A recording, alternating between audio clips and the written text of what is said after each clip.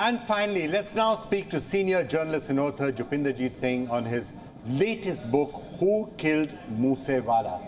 Thank you so much for joining us right here in the studio. I have the book out here, Spiraling Story of Violence in Punjab. So let's start with that first question. Who killed Moosewala? What was behind it? What have you been able to figure out?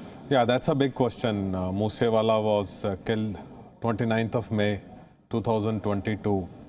And police has, as per their investigation, police is saying that Lawrence Bishnoi gang had conspired and executed that killing.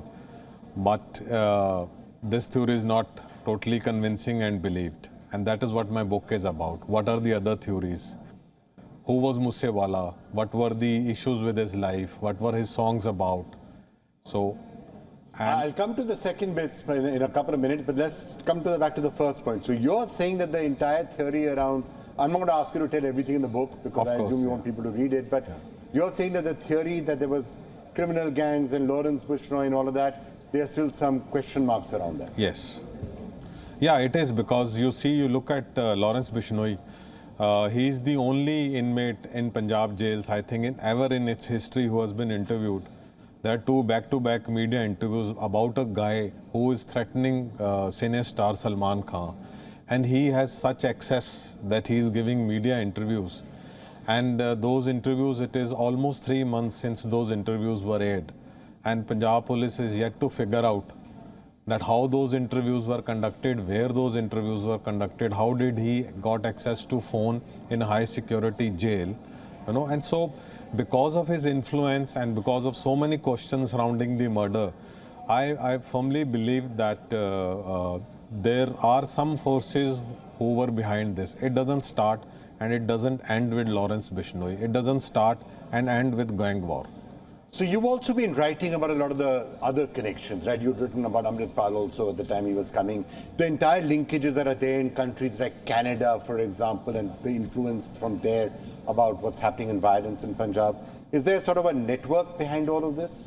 Yeah, of course. Moosewala's killing, there are as many as 60 accused.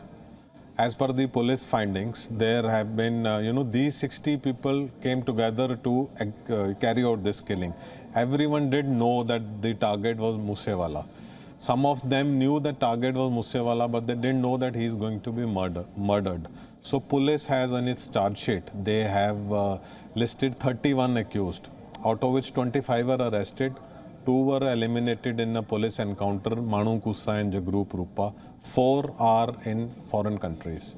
And out of those, the prominent one is Goldie Brar, who was the first to claim responsibility.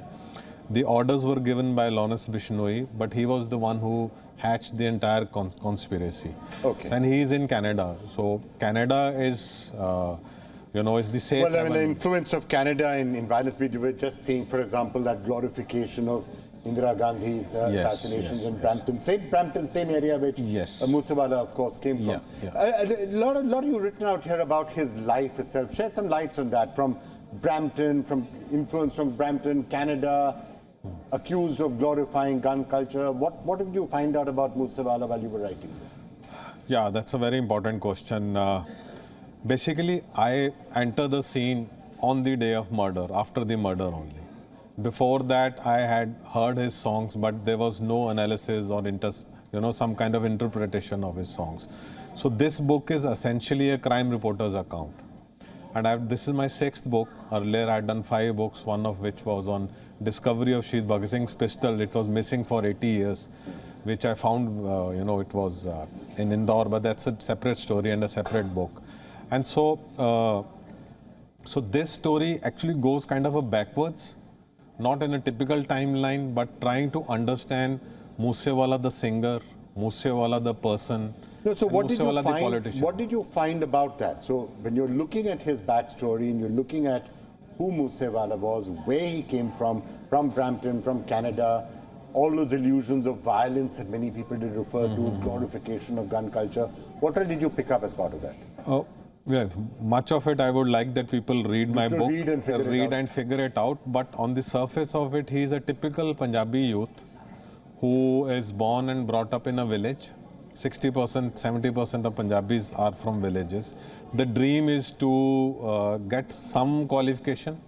If it is a specialized qualification like engineering or medical or something, that is, or otherwise do 10+2, clear the IELTS and go to Canada or to England. But main target of Punjabis is Canada, you know. So that was also Moosewala's life.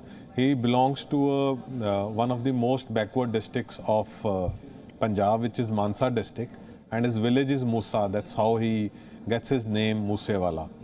And so he is also a typical Punjabi youth, but he's fond of music, and he find his, I think he find his life's goal in music when he is studying engineering. And then he moves to Canada, get in touch, is exposed to international technology, and since childhood he somehow, he is listening to Tupac Shakur, the American rap singer, who is also murdered in the same way, and whose killers have also not been arrested yet. He was murdered in 1996.